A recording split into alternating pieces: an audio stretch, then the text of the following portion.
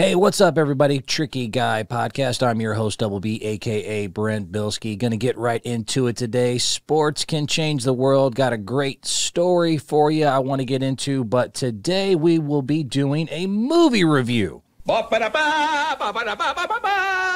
Try to make it a quick one today, so just sit back and relax. I love sports. I love movies. I feel like when good ones come out, this is an appropriate time for me to do it. So let's just do it. I'm going to tell you right now why you need to go see the latest new one out there, Air. Do it!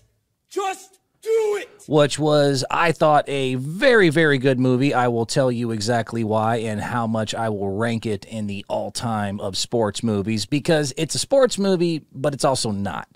It's a little bit of both. So basically, if you don't know, this is the new one out. Air is all about 1984 and Nike and the miracle, the absolute miracle that it took for Nike to not just land Michael Jordan, but for all the things in the universe to kind of work together in order to make sure they don't just get the guy who becomes the guy, that they come up with the Air Jordan, which revolutionized, turned Nike from a mid-level shoe company into now the biggest shoe company in the world. Come on, do it, do it, do it. By the way, this will be a non-spoiler review. I don't want to get too much into it, although the story is already out there to see, and so I love this movie. I thought it was fantastic. It, of course, stars, you got Ben Affleck as actor and director playing Phil Knight. You have Viola Davis playing Dolores Jordan, Jordan's mom. You have, as well, Chris Tucker plays a great part in it. You have one of the Wayans brothers has a nice part in it. And, of course, Matt Damon, who carried the movie. Matt Damon was phenomenal. So in case you haven't seen it yet, and I wanted to get this done, I went and saw it last night during the premiere. I was so impressed. There were so many things to like about it. But I'll let you know right now, as I will tell you, this was a great movie. It was a great sports movie. One guy that I had a conversation with in the urinal, of all places, but we did have a quick discussion. I'm a likable guy. People like talking to me, apparently. They just will chit-chat with me. This is not a movie about Michael Jordan. So if that's what... I'll do a couple of what I think were the not-so-positives, then we'll get right into why I thought it was a phenomenal movie and why I really think if you're a sports fan and a sneakerhead, I'm a big sneaker guy. So if you, a lot of reasons why you should go see this. This is not a movie about Michael Jordan. This is not about his struggle to pick what shoe company. It's not going to focus on him. If anything, I thought they went out of their way to make sure that Michael Jordan and his figure and his presence is really not in it, because it's not about Michael. This is about Nike. This is about Sonny Vaccaro. This is about Phil Knight and all the guy who created the shoe. This is about all the people around who really were considered nuts for doing what they were doing. I mean, if you don't know the story, it's phenomenal how much this little move and what it all took and every little step that needed to be made changed the outcome of the universe. If you think of the impact of what Nike is, whether you think it's good or bad is your own decision, but the idea of every little thing that had to happen.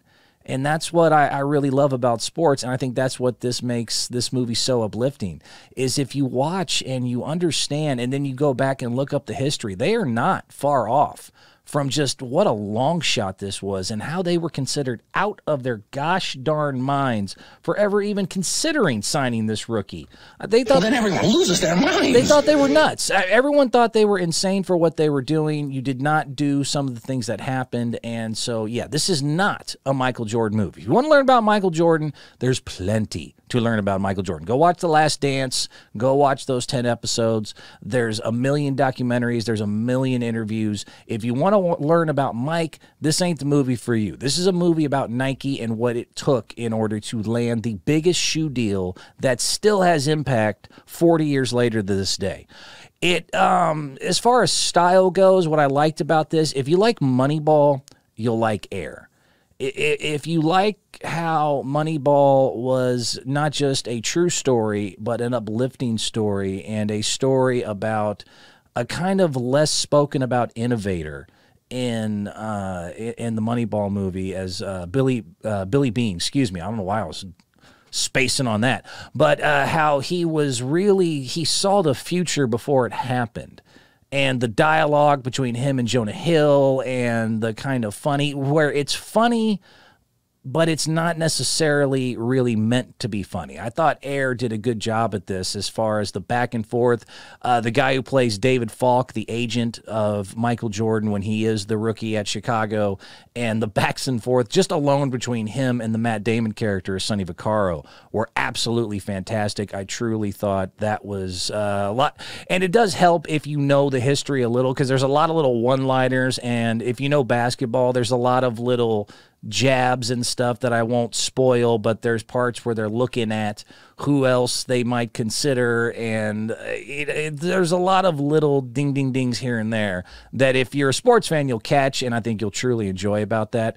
So, yeah, it's got a Moneyball feel to it. It's just more about the lesser-known, celebrated people who changed the world, not necessarily the big names. Like I said, this is not a Michael Jordan biopic. The acting, of course, when you look at the cast, again, you got the Affleck, you've got my man Matt Damon, who I thought, and I'll say more, just killed it. Matt Damon just murdered it. Now, a lot of people are going to point to, and rightfully so, the Viola Davis playing Dolores Jordan, Michael's mom's character. And she does have, there's a scene and a speech towards the end when she's on the phone. There's a big thing that happens that are going to give you just the goose, the bumps. She plays her part very well. But this is really more and driven and led by Mr. Damon. Matt Damon! Who I really think in these types of roles, it suits him. These types of roles suit a Matt Damon, because Matt Damon does play the plucky, likable underdog. If you look at other biopics, or not biopics, I guess, but true stories where Matt Damon was the star and kind of had to carry it to where you're rooting and want to see things happen. I loved, like, We Bought a Zoo. I don't think anyone saw We Bought a Zoo besides me. I thought We Bought a Zoo was phenomenal. That was a true-ish story about a guy who goes through, like, his wife dies in a midlife crisis and goes on to buy a zoo, and he struggles with, you know, bringing his kids out there and stuff like that. Then you also had Ford versus Ferrari, where he's in that one as well. Matt Damon carries this movie. Matt Damon. Everyone else is phenomenal around him. Chris Tucker plays a great part around him. Again, Viola Davis's character, Ben Affleck, plays a very interesting version of Phil Knight. The actor who plays David Falk, the agent, is also got his funny parts in it. But Matt carries it. I mean, Matt really makes you want to root for Nike, even if you don't like Nike now. It's like an origin story of the Joker. If you think that, oh, what they do with the way they make their shoes, which they do address, by the way, you know, some of the places that unfortunately shoes are made and some of the impact, positive or negative, that they have.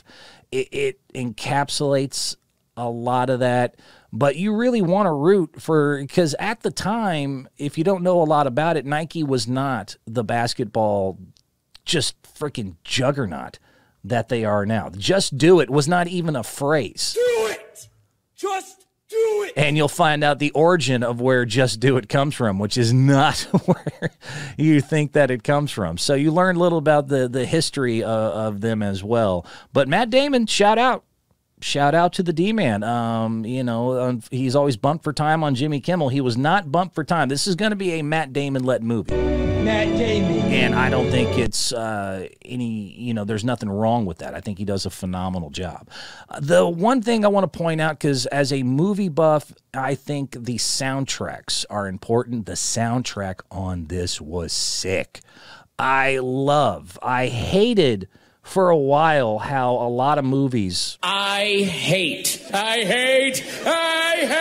it went to these deep, kind of just long score types of soundtracks where they wanted to, it became kind of uncool or considered, I guess, hacky to not bring in hit songs into soundtracks anymore.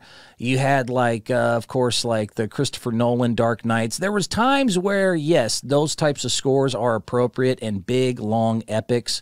But the thing, because this is all set in 1984, and for me, I love seeing how, like, when Top Gun came back, the new one, that's a great movie. There's been the Guardians of the Galaxy and Marvel. I love how they're coming back to one thing that 80s movies, they were inappropriate as hell. They did a lot of goofy things that would be canceled now in 2023. But one thing 80s movies did extremely well is the song at the moment was just on the nose. There was no mystery with how you're supposed to feel. They'd give you a hit song because music, it's so important to a movie. The song choice is so important to movies in order for them to work and hit you in the right feels. The soundtrack for this was perfect. Just mwah. It was just so well done. Puts you right there in 1984. I mean, some of the hits you're going to hear are like, Money for Nothing.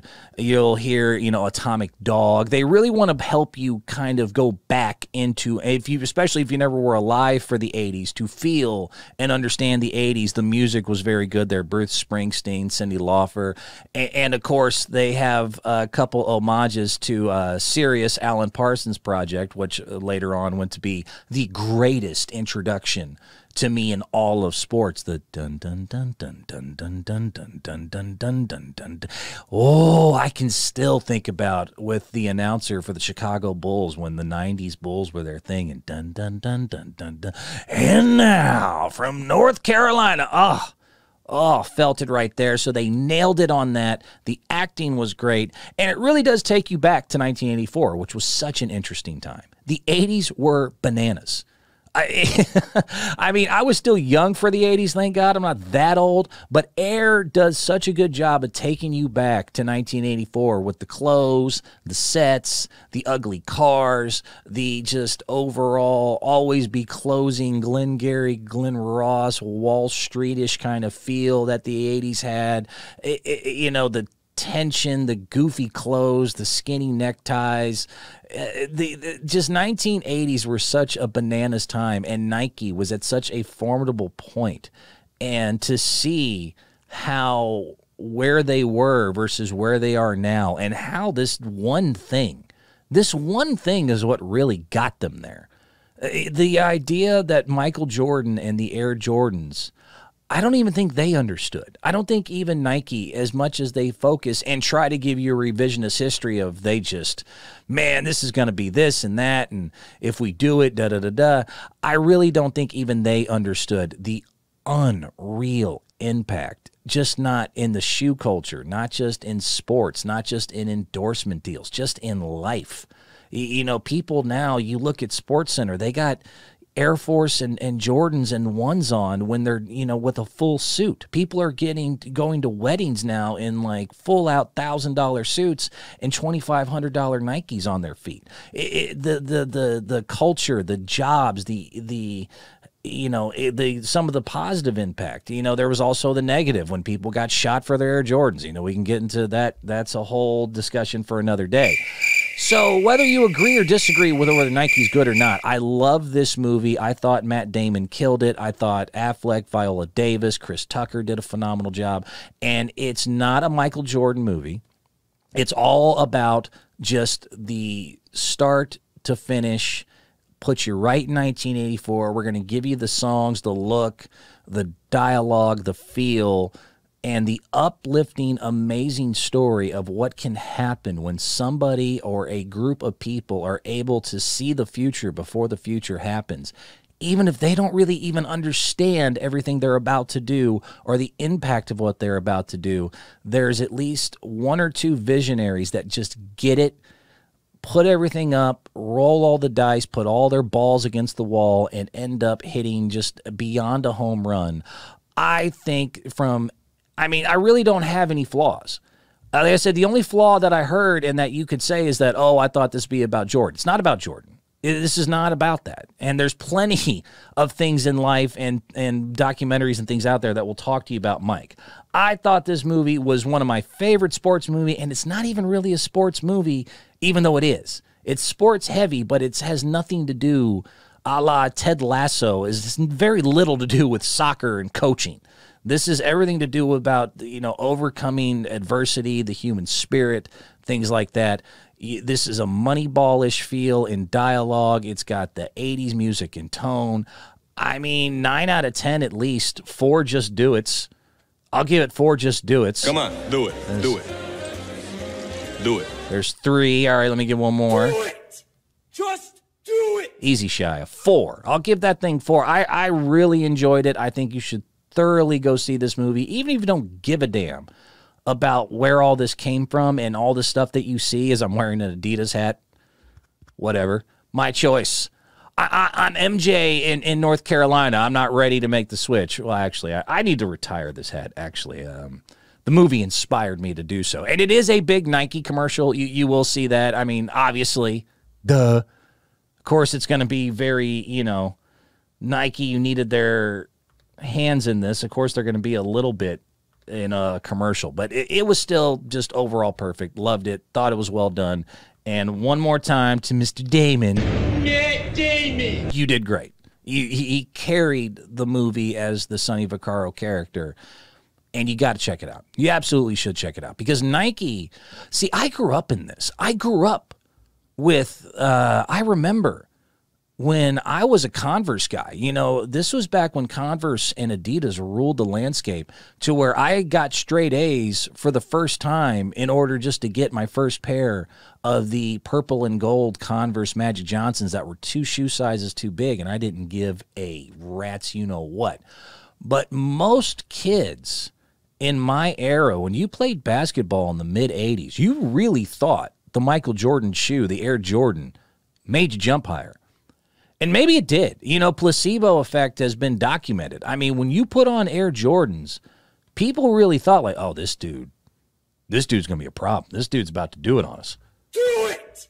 Just do it. You know, this kid must be somebody. He's got the Jordans on. And you could see like the confidence boost that came from it. Nike was brilliant in not only what they did, but also in the way they advertised. There was really 2 major endorsements that, if you don't know the history of Nike, that really pushed them to the forefront. The first one was, of course, Michael Jordan. The Air Jordan by itself was already creating the mythical legend. But it's got to be the shoes. I mean, that was so, with Spike Lee right at that time, Do the Right Thing, you know, he had really started pushing and becoming cool and hip, and his movies were all about race and tension and the culture and what's street and what's not. When these commercials, in case y'all never saw these, dude, this was one of the Where's the Beef most quoted commercials of the 80s. Do y'all remember this? Yo, Mars Blackman here with my main man, Michael Jordan. Yo, Mike, what makes you the best player in the universe? Is it the vicious stunts? No, Mars. Is it the haircut? No, Mars. Is it the shoes? No, Mars. Is it the extra long shorts? No, Mars. It's the shoes then, right? Nah. Is it the short socks? No, Mars. Money's gotta be the shoes. Shoes. You sure it's not the shoes? I'm sure, Mars. What about the shoes? No, Mars. Money's gotta be the shoes. I mean, it nailed it. It just nailed, and by the way, helped carry a Michael Jordan who has never been the best. Sorry, Mike. Sorry, Mr. MJ, you're the GOAT you on basketball court, but your acting has always been kind of so that was, I mean, just pivotal. Just the Air Jordan is the biggest shoe of all time still to this day. People still go nuts for any new release. They're on like their 30th version of the Jordan. So that was a huge one for Nike. And the other one that really people sometimes forget about was Bo Jackson and the cross trainer. The innovation Nike did there was the other thing that really put them, as Jordan's career was starting, you know, he had kind of, his popularity had peaked by the time the 90s hits. Do y'all remember the Bo Nose, Bo Jackson, who, unfortunately, because of injury, never got to be fully what he was. But Bo Jackson was the first.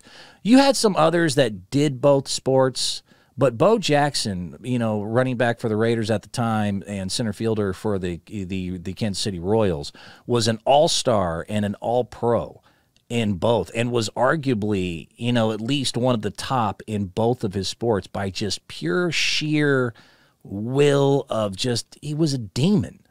Bo Jackson was something different. If you haven't seen, go watch any highlights of Bo Jackson climbing the wall on the fly ball, just smoking Brian Bosworth. Remember the Boz? People thought he was going to be a big deal. And so at Two Sports Star, Nike comes up with what they called the cross trainer, which I'm sure most of y'all are now like, yeah, duh, Brent, we know what a cross trainer is. That really wasn't a thing yet. The idea that you wore one shoe for multiple sports really came from the Bo Jackson. The domination in Tecmo Bowl, I think, culturally had a little bit to do with his myth. But Nike had a lot to do with it, too. This commercial here, that Bo knows everything, that Bo can do everything, was humongous in its era. Bo knows football.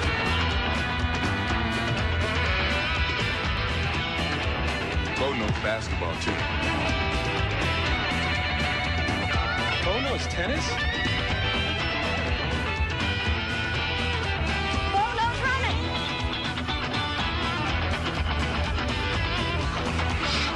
No. Nah. Nah. Bo knows cycling. Bo knows weights.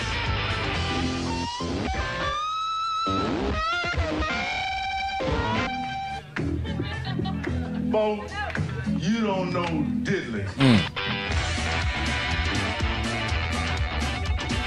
The you don't know diddly, that was a huge, I mean, Nike's marketing alone, besides the moves and the athletes that they picked to focus on, it's pretty phenomenal when you think about the impact of what just certain decisions and certain things did. These were both really big moves. So again, the movie really encapsulates it. I love it and takes you right back into that time, into that era, and I really just enjoyed the thing all the way through. I mean, because that's kind of also what another story I want to bring you real quick as I will section off here, because that was something that I love about sports, and I think sports in general. There was another story that came out that is right around the same period. So if you haven't had a chance to go see Air, or you've seen it now and you're looking for something else to follow, an announcement was made over the weekend, and I think is fully worth the same. If you're in that mood and you want to hear how just certain people with certain bullish stubbornness can change and just impact the world in ways they don't even understand. Jim Valvano was announced. He was going to be invited to the Basketball Hall of Fame. Or inducted, excuse me. And this is amazing to think that the 1983 NC State Wolfpack upset over Houston, as we discussed March Madness ad nauseum in the last few podcasts, to think that it's been that long. It's been 40 years. It's been 40 years. Has it really been 40 years? That's insane to me. Well, then everyone loses their minds. That is such a long time ago. That just blows my mind. What does that do? Does that blow your mind? But yes, so this was announced. I really think this is, in case you don't know too, just how much in sports, sometimes miracles that don't make sense, it makes you wonder. It makes you wonder a little bit as far as, is there more to it? And were things kind of put in order for that to happen? Jim Valvano, the former basketball coach, announcer, founder of the V Foundation, leads for cancer research, and led, of course, NC State to their upset victory over Houston's Phi Slamma Jamma, was inducted into the Hall of Fame. It will be done in Springfield, Massachusetts, August 11th and 12th this year. Of course, famously after being diagnosed with cancer, started the V Foundation, and there was so much impact that has come from that. And if you don't know the story, and I think most people think they know the story, I think most of y'all think you know the story of Jim Valvano. There's so much more to it. If you go watch, I would say go watch that 30 for 30, Survive and Advance. Because there's, I mean, if you don't know, take a second. Story time. Let me enlighten you about your new friend here, about what he's really like. When you consider the Jim Valvano impact not just on the court for the upset, but how it led to him being the head of the V Foundation, which has now led over to $300 million in cancer research and 1,200 plus grants at this point, and how close it was. And this is what made me think of connecting these two dots from the movie Air, and how certain people were able to just change things without even realizing how much they're changing things, and how improbable it was from ever happening. The 1983 NC State Wolfpack National Championship, where they upset Houston, it wasn't just the last game. I don't think people realize how much it took just for them to get to their moment. I mean, everyone remembers the final thing, which by itself was a miracle. Again, Houston with Clyde Drexler and Hakeem Olajuwon was never supposed to lose, ever. They had won 26 in a row at that point in a very, very tough time for college basketball. You still had guys like Michael Jordan in there and others that were, there was competition all over the place. And Houston, with Clyde Drexler, Hakeem Olajuwon, Phi Slamma Jamma, they were just this juggernaut that was not supposed to lose, especially to little North Carolina State. And so many things had to happen. So many of y'all remember this part. You remember the beauty of the upset in the national championship game. Down to 25 seconds. Dangerous pass.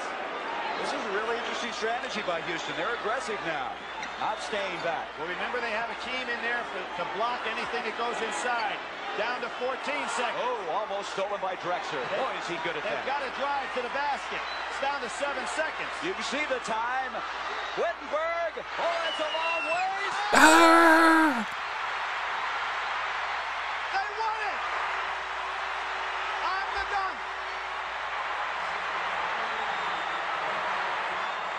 I mean, if you follow sports at all, you should know this clip, and you should know the part when Jimmy V's running around looking for hugging Wittenberg and everything else. I mean, this is considered the Seabiscuit upset of all time. They had no business. They had no business beating Houston. And while that part is great, really, if you need another, fun story, and just to give you a little, prerequisite for understanding the Hall of Fame with Jim Valvano, it was never supposed to happen. There were so many times. I mean, one more time, let me just give you an enlightenment. Let me enlighten you about your new friend here, about what he's really like. And, I mean, just in case you don't know, I mean, the North Carolina State team was not even supposed to make the tournament. Do you know that? Do you know that North Carolina State was not even supposed to even – I mean, they lost their senior captain at one point in the middle of the season, the first time in their conference, their very first conference game, midway through the still regular season of the long before the tournament run. They lose their captain and best player in Derek Wittenberg. And they were playing at the time number 2 Virginia, who looked like the only ones that could possibly even give North Carolina, the defending champs, even a run for it, because Ralph Sampson was that dude. That's another thing. Y'all forgot about Ralph Sampson because of injury and everything else. I'm watching people discuss, Victor Wembanyama, and look at what Embiid's doing. And you're seeing the resurgence of the big. Ralph Sampson, if injuries didn't happen, and he kind of had an odd situation being alongside Olajuwon for the little bit of time. They did have the Twin Towers, though. Beat the Lakers, by the way. Beat Magic and Kareem's Lakers in 1985, and it was Ralph Sampson's little tip shot that was at the buzzer that put Houston over the champions at that point, the Los Angeles Lakers, and really was a huge upset. Ralph Sampson and Virginia, they should never have made it out of the ACC. They should have never. Ralph Sampson, I have to, 7'3", had a jumper, defensive juggernaut, and in college, you're not beating this dude. You're not beating Ralph Sampson. Let me remind you guys. I found this just to give you, because a lot of people, you think you know the history of the NBA and you don't. It's kind of embarrassing. Ralph Sampson was that guy. Look at Ralph. Put some plucky music behind it too, if you don't mind. Look at this guy, just 7'3", something like that, insanely athletic, had handles, could jam on you like that, no problem. The mid-range, the stroke was nice.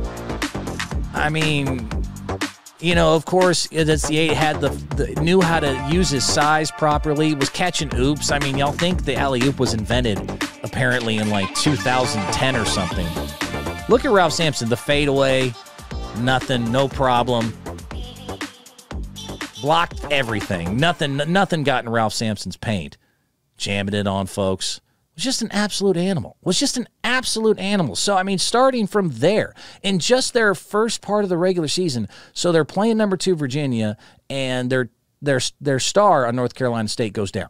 Derek Wittenberg goes down. They go and only win 10 of their next 17. They end up 17-10 at this point. They're not even supposed to make the tournament. The only way that North Carolina State makes the tournament in the first place is they're going to have to win the ACC tournament, because they're not going to become an at-large bid. There's very little chance that they would be an at-large bid at this point.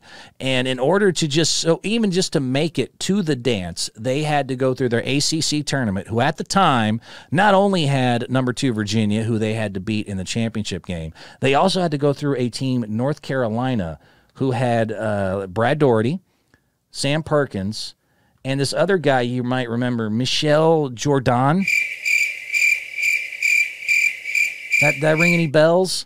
They had to go through, not in the same just conference, not the tournament, the conference tournament. They had to go through Michael Jordan, Brad Daugherty, and Sam Perkins led the defending champion North Carolina Tar Heels. Then they had to beat number 2 overall in the country, Virginia, with Ralph Sampson, who was only number 2 because the Phi Slamma Jamma were just that damn good. The fact that, I mean, they almost barely, so they barely win the AC tournament. They finally do get into the NCAA tournament as a 6th seed. Once they get there as a 6th seed, they almost blow it in the first round. A lot of people forgot this. They were playing number 11 Pepperdine, and it took 2 overtimes. And the only reason they won was because the guy on Pepperdine, and his name was Subtle, as I subtly almost forgot his name, pun intended.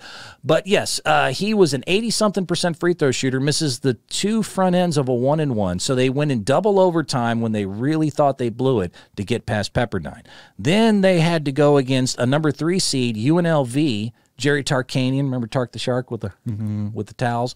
And there was a guy at the time, Sidney Green, who ended up being the 5th overall pick by Chicago the year before Michael Jordan. Didn't pan out, but was a stud in college. They get past him.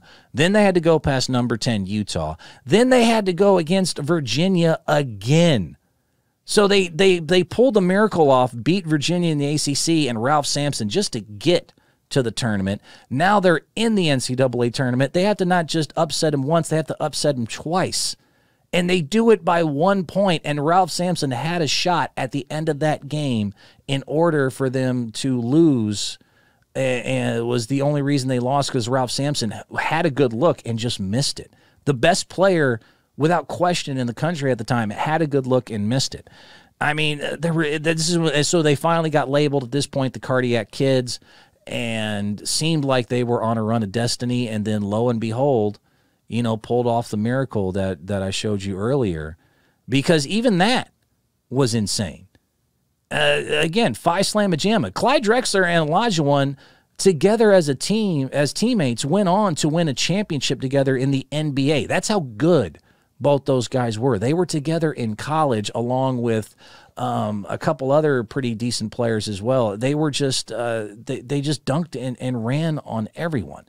So even in that game, if you go back and look at what happened in the national championship game, there was a couple things that Valvano specifically did. For one, he started in this is before the shot clock. This is how far the 80s go back. This is before the shot clock was invented in college. They weren't really using it yet. So you could find ways to drag out games, and so he was the first one, and people thought he was crazy too. Well, then everyone loses their minds. He would intentionally foul players and put them on the line on purpose. That strategy was used in almost every single one of their tournament games, including the national championship game. And other little factors that all played into the fact that Jim Valvano, who was a nobody before this, became this big figure. The fact that it was played in Albuquerque, New Mexico, that championship game. The altitude was like playing in Denver. Every year they think of a new place to put it. They just happened to be playing this time in Albuquerque, New Mexico, where the altitude was so bad that Olajuwon was on the sideline during that game, sucking on an oxygen machine. Clyde Drexler just happened to be in foul trouble. I mean, every little thing. Having to beat Ralph Sampson a couple times, almost losing double overtime to Pepperdine. I mean, so many. It's crazy. It's crazy to think about the amount of things that had to happen before the play that you remember, the Derek Whitten, or the tip in and everything else. There were so many, and it makes you wonder, because after all this happens and NC State finally pulled off the greatest upset of all time, Jim Valvano becomes this huge cult-like figure. He ends up seeing some hard times as far as there's a scandal after a few years. A lot of people don't like that he's kind of a loud, brash coach at the time when college basketball did not tolerate stuff like that. And he ends up losing his job later due to this scandal that a lot of people, depends who you ask, think that maybe he didn't deserve necessarily. But after he loses his job around 1990 is when, because of his fame from this, and because of his lore and his impact, and before he was never really considered a big deal, in 1990 he signs a television deal with this little company called ESPN, and becomes a basketball analyst for them. Then a couple years later, they're doing the ESPY Awards, which was also very new at the time. And the speech that Jim Valvano, because and I'm almost forgetting the biggest part, gets cancer. Jim Valvano gets cancer. And it seems like, he's going to be remembered enough. I mean, obviously for the greatest upset of all time. But now that he works for ESPN and they're doing the ESPY Awards, he had started the V Foundation to help cancer research, and gives, to this day, what's considered maybe the greatest speech of all time. Was almost not even able to get up on stage for the speech, and delivered in the Don't Ever Give Up that a lot of people remember. But in case you go watch this, if you haven't seen this whole thing, so this is a month before Jim Valvano loses his battle to cancer. He gives this goosebump-inducing speech that everyone still remembers to this day. You have to have an enthusiasm for life. You have to have a dream, a goal. You have to be willing to work for it. I urge all of you, to enjoy your life, the precious moments you have, to spend each day with some laughter and some thought, to get your emotions going, to be enthusiastic every day. And Ralph Waldo Emerson said nothing great can be accomplished without enthusiasm. To keep your dreams alive in spite of problems, whatever you have, to be able to work hard for your dreams to come true, become a reality. Now I look at where I am now, and I know what I want to do. What I would like to be able to do is to spend whatever time I have left and to give and maybe some hope to others. I've got to go, and I've got one last thing. I've said it before, and I'm going to say it again. Cancer can take away all my physical abilities. It cannot touch my mind, it cannot touch my heart, and it cannot touch my soul. And those three things are going to carry on forever. I thank you, and God bless you all. They didn't even know if he was going to be able to make it up there to do the speech. And not only does he do the speech, I mean, talk about just go up there and do it. This guy freaking nailed it. Just nails it. Do it! Just do it! And you'll even hear in the movie, like, sometimes you'll feel a moment and you'll just kind of improv and give up. There's a whole great scene in Air about a speech and everything that you'll see that'll give you that. But this led afterwards, again, a month after the speech, about a month and a half after, he dies. He loses his battle to cancer. But so much attention was brought from this speech at this moment, at this time, in 93, I want to say it was, that the Jimmy Valvano and the Jimmy V Foundation continues to this day to make all sorts of, again, over $300 million, 1,200 research grants, and is considered one of the leaders in, especially in the sports world, for cancer research. life's funny, man.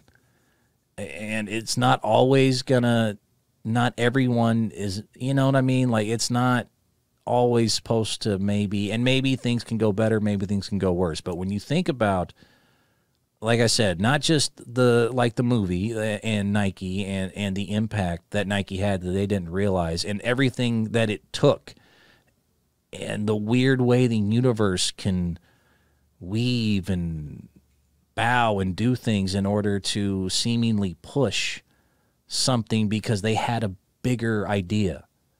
And, you know, I don't know what you believe in, I don't know what I believe in, but the idea sometimes that maybe there's something that says, no, this is bigger than sports. We got more, and we're not even going to explain everything we're going to do, but there's a plan here, and there's something that leads to a bigger thing. This is not about you coaching the 83 Wolfpack. This is about you then becoming a founder in a pretty big deal. I don't know anyone who hasn't been affected by cancer. When you consider, again, they weren't supposed to make the tournament, period. They had to go through Ralph Sampson, Michael Jordan, and the defending champs North Carolina just to get in. They go to a double overtime and almost lose, almost get upset. Then they had to beat a team in UNLV they weren't supposed to beat.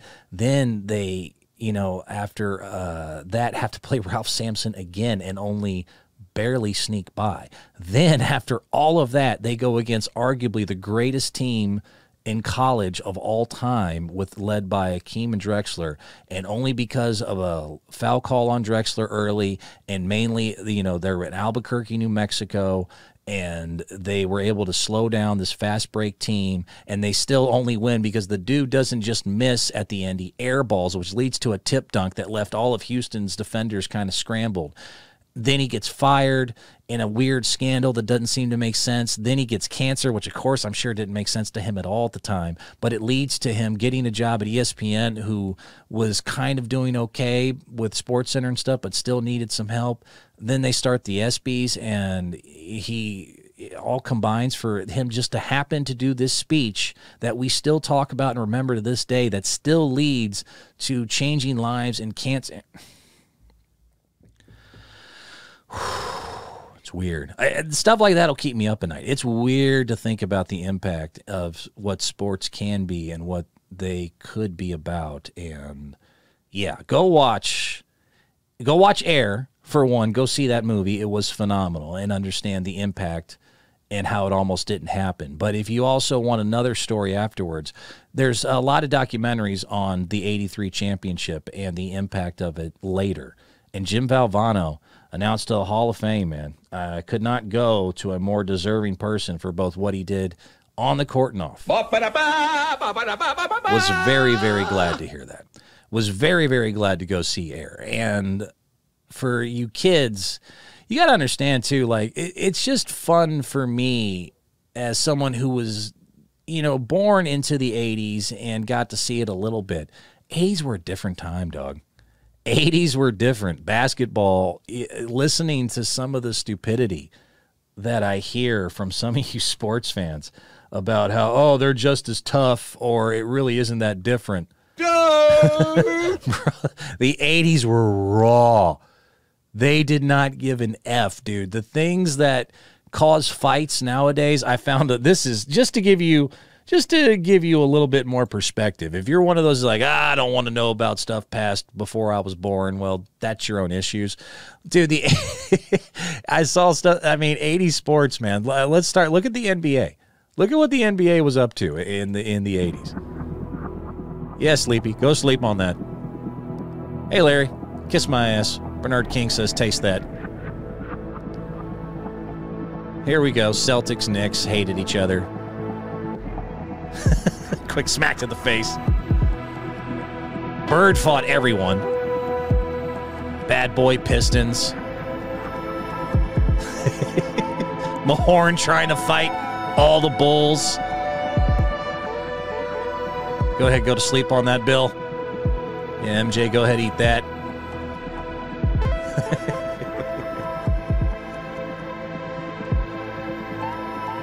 Look at these just... Two-piece. Take that, Bill. Bang, bang. Robert Parrish. Schmack. Rodman was out of his rabbit-ass mind. Bird again. I mean, you got to remember, now a lot of those highlights were basically the Bulls, Pistons, and Celtics. But, dude, it was the 80s, dog. It was just a different. By the way, most of those were either just a technical, if they were called a technical. Some of those plays I remember were just personal fouls. And if they were called a technical, they weren't ejection. Can you imagine if that happened to 80% of the league now? If they did any of the stuff that they pulled routinely in the 80s when they played, it was a different era, man. Every sport was different. Baseball was different. You think people like to fight now or that they're tough now?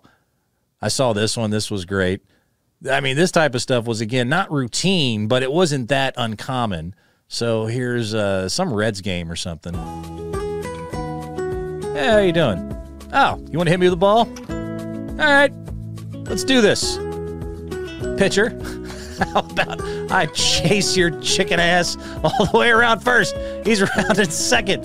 He's going to center. I want that smoke. The whole damn dugout, the whole bench. Even guys that were mild-mannered. Kareem Abdul-Jabbar. I'll show you this last one here, then I got to roll. I mean, guys like, there was a guy named Kent Benson, who no one remembers. He was a first-round pick-ish. And it was his first game in the NBA. He tries to announce his presence with authority, little Bull Durham, and gives Kareem a little gut shot. Even quiet ones like Kareem in this era were not the one, bro. They were not the one. Oh. Elbow me right in the groin here, huh? Okay. Ken Benson, first 2 minutes ever in the NBA. Take that nap for me, homie. Just decked his ass. I mean, now this is a suspension. This is like you're ejected for life from the NBA. You're suspended indefinitely, all that type of stuff. Well, this was just, what they did. Yeah, let me just, and by the way, no call on the elbow to the gut. Ref's like right there, not paying attention. Kareem's like, all right. I did movies with Bruce Lee, bitch. Go sleep. They just did it, man. They just did it, man. The 80s were a different time. They were a different time with different type of people. And they were, and by the way, soft as baby poop. Do it! Just do it! To even the eras before them. I mean, we've gotten softer as we've gone along. They weren't even as raw as the dudes in the 70s and the 60s. And then you go back, WW2 generation, they just, I think, like just pissed iron. Those guys were just on a whole nother level. So to review, you never know, even in sports or in your own life sometimes. The world's a funny place. Things go different ways, and sometimes you got to respond to a gut shot with a punch. Sometimes you got to buck the odds, but you never know where you're going to end up. I will end up this one, though, by saying go see Air. Amazing. Go look up, in honor of the 40-year anniversary and induction of the Hall of Fame of Jim Valvano, the history and what it took in order for everything else to happen. And other than that, just enjoy the rest of your week, because we'll be back.